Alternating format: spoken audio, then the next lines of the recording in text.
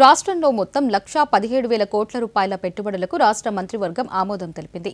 ముఖ్యమంత్రి నారా చంద్రబాబు నాయుడు అధ్యక్షతన ఈ రోజు జరిగిన రాష్ట్ర మంత్రివర్గం పలు కీలక నిర్ణయాలు తీసుకుంది. మంత్రివర్గ నిర్ణయాలను రాష్ట్ర సమాచార పౌర సంబంధాల శాఖ మంత్రి కొలుసు పార్థసారథి మీడియాకు వెల్లడించారు. విజయనగరంలో పంప్డ్ స్టోరేజ్ ప్రాజెక్టుకు, ఓర్వకల్లులో రిలయన్స్ కన్స్యూమర్ ప్రాజెక్టుకు, పర్యాటక ప్రాంతాల్లో స్టార్ హోటళ్ల నిర్మాణ ప్రతిపాదనలను కేబినెట్ ఆమోదం తెలిపిందన్నారు.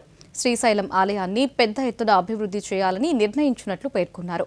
పలు సంస్థలకు భూ కేటాయింపులు, సబ్సిడీలకు మంత్రివర్గం ఆమోదం తెలిపినట్లు తెలిపారు.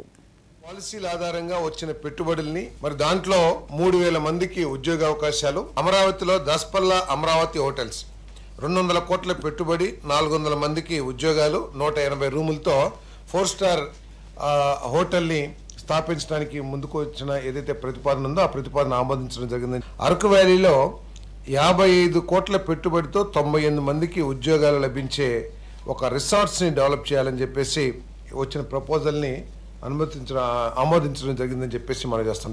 సో ఇప్పటికే 4-5 స్టార్ హోటల్స్ని, అదేవిధంగా మంత్రాలయంలో ఒక స్టార్ హోటల్ని నిర్వహిస్తూ ఉన్నారు.